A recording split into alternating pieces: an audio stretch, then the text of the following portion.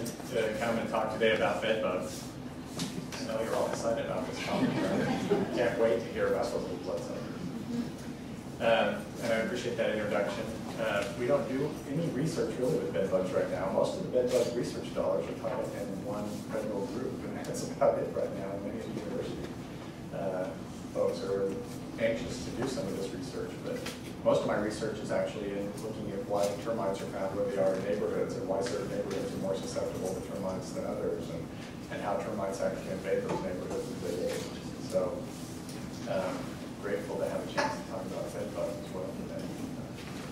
So I've titled this talk, Getting Reacquainted with an Old Antagonist, because bed bugs are something that have been around for many, many, many centuries, and yet we're now seeing them resurge as a new and important pest for us to deal with. Before we talk about bed bugs in particular, though, I'd like to just back up and sort of create a context for this, and that context is the fact that many arthropods actually feed on our blood. These blood-sucking arthropods simply just the name for those insects, or for those organisms that have an exoskeleton and jointed appendages. So it includes spiders, mites, ticks, and a variety of different types of insects.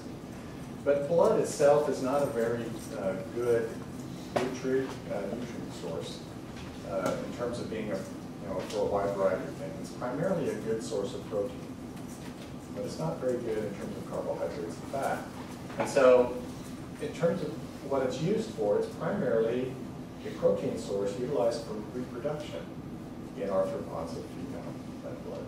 And so most blood-feeding arthropods are what we call anautogenous, meaning that they cannot develop a a batch of eggs unless they first fed on some sort of protein source. So blood becomes one of the protein sources they use. But when an arthropod feeds on the blood, that blood travels directly down to the midgut, and it's surrounded by a special membrane called the peristrophic membrane. And the blood inside of that peristrophic membrane is then concentrated fairly rapidly, within a few hours. That water is eliminated and excreted out through the anus of the arthropod, while the protein components remain in it. And then they are the proteases in the blood, and also some of the bacterial symbionts add some important nutritional parts to that protein meal, so that it becomes something more useful. Well, blood feeding habits of arthropods vary widely, and you can see some of these pictures. These are head lice, or body lice, I'm sorry. You can see an engorged hard tick here. So there are a wide variety of different organisms that do feed on blood and utilize it. And it's exhibited in a variety of different life stages. The most common is where only the adults feed on the blood. And that makes sense given that it's not a real great nutritional source, and they're primarily using it to mature those eggs in terms of reproduction. So that sort of reinforces what I've already talked about. But there are some other groups where all the life stages feed on blood, despite its poor nutritional quality. And that would include things like ticks, which have to feed in every stage of their development, bed bugs, which we'll talk about today, and lice that are shown. There are a few insects where only the immatures feed on blood, and this is unusual and quite rare, actually. And this occurs only in a few groups of flies, where they live inside of our bodies or live on the wounds of bodies and feed on blood through those early developing stages, and then don't feed again on blood as develops. In order to obtain a blood meal, of course, the arthropods have to have certain mouth parts that are adapted for obtaining that blood meal. And there's a wide variety of different adaptations depending on how they obtain that blood. The two main strategies that are mentioned here are called telmophagy or selenophagy. Telmophagic organisms feed on pooled blood. So their mouth parts are designed to chop up the tissues, let the blood flow out and pool, and then they lap it up or slurp it up. Whereas, well, a good example of that would be a horsefly. If you've been bitten by a horsefly, you know it's very painful. They're chopping and slicing like a they're just like a ginsu knife, trying to open up that tissue and allow as much blood out as possible so they can slurp it up. And so they're in the process, they're coming across nerves and other tissues as well. So you get, a more painful biomedicine. Could you speak up a little? I'm hearing impaired. Oh. I can't hear what you're saying. You have a microphone, but you have to hear it close to your mouth to be able to, work. All right, is that better? Yeah, you gotta Is that better? Yeah. Okay. Well, the selenophagous arthropods are delicate feeders. And their mouth parts consist of, it's more like delicate surgery. And they're putting those mouth parts down into the tissues and then actually inserting those small mouth parts right into the capillaries so that they, so the capillary surrounds the mouth part. And then they imbibe the blood, much like drinking down a straw. And this is indicative of things like mosquitoes, and as you'll find out today, that well, as you'd imagine, there are some obstacles to blood feeding. It's not just this wonderful source of food that's sitting there that, that all they have to do is have the right mouth parts and they can go ahead and obtain all they want. There are some obstacles, and our bodies are adapted, obviously, to respond to any type of injury into the vascular system. And so there are three main hemostatic types of processes or clotting mechanisms. Vasoconstriction, where you see the blood vessels, constrict down, become smaller in diameter. Then there's platelet aggregation, and then finally clot formation, which occurs. And all three of these processes help us to maintain adequate blood flow, even in the event of some sort of injury. Well, blood-feeding arthropods, to counteract this, actually excrete many active substances, proteins that they produce, into the bite site, into the wound, and they're typically contained in the saliva. And they're antiplatelet, anticoagulant, and vasodilation substances which counteract these three processes here. So the blood flow is maintained. They can continue to imbibe that blood. In addition, some of them have substances that reduce the pain and inflammation so that the host doesn't respond to them feeding, especially those that are delicate feeders, because it takes some time to get those mouth parts down in there delicately and obtain that blood. And while they're attached, they're extremely vulnerable, and the host can easily swat them, as we did with many mosquitoes that try to feed on that blood. But then they also, these substances also function to keep the mouth parts clean. Because if the blood starts to clot, then the mouth parts get stuck, and then even if they can pull them out, then those mouth parts may not be good to feed on another host if needed. Well, there are several consequences, as you'd imagine, or that you've already observed. You've probably had some of these consequences occur to you as well. I don't think there are many of us who escape this life without having our blood fed on by an arthropod at some time or another. And so you've seen, or experienced this discomfort and itchiness that occurs. And, so this is kind of the most common response that many of us are familiar with. However, there are a few other responses that can occur.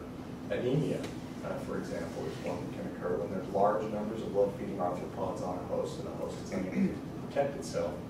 Then if large quantities of blood are withdrawn or taken out, then the host can suffer from the effects of anemia. In addition, pathogen transmission can occur. Many of these arthropods are actually become what are called vectors of disease, where a pathogen has adapted to utilize that host, that arthropod host, to carry it from one host to another and infect that host. And many diseases are arthropod-borne diseases. Things like West Nile virus, which is a popular one here in North America, but you've also probably heard of several of the tick-borne diseases like Rocky Mountain spotted fever, or ehrlichiosis, or Lyme disease, that are also transmitted by arthropods, but the infection is a small pathogen, often a bacteria or a virus, sometimes a nematode, a filarial worm, several other types of organisms take advantage of arthropod blood feeding in order to move from host to host. Well, today the subject of our discussion is this blood-feeding arthropod, a bedbug. It's a hematophagous, anautogynous, selenophagous, hemimetabolous insect, which describes a lot about it, right? In very few words. Hematophagous means blood feeding, and autogenous means it needs blood in order to mature the batch of eggs. Selenophagous, it inserts its mouth parts right into the capillaries. It's a delicate feeder. And hemimetabolous means that its development does not include a pupal stage. It doesn't have a maggot or a caterpillar or an inactive stage. It has, all of its stages are active, much like the adult. And the only difference in its development is that as an adult it grows wing pads. So it's very similar throughout its life cycle in terms of its habits and behaviors, which is important in terms of blood feeding. Well, it belongs to the group of insects called Heteroptera, which are the true bugs. This includes things like squash bugs, you know, that you get in your garden. Those are some of its relatives. In addition, there are many of these bugs that live in streams and rivers, like bellostomatid bugs or other types of bugs that would live there. The family is Simicidae, and the Simicid family has 91 species currently. And so there are 90 other types of bugs that are very similar to bed bugs that share the same family. One of those others can also be found on humans. It's called Simex hemiparus.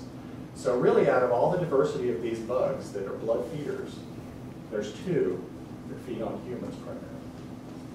So we're grateful for that, right? We're grateful for some small things there. We're not. Those other species are, you know, their hosts are birds and other mammals. The adult bed bug is about 1/4 inch long. It's oval, flat. That's one of its most, you know, important characteristics to remember. It's reddish brown. They have these knob-like eyes that kind of protrude out on the side of their head. A canoe-shaped pronotum. This area behind the head is called the pronotum.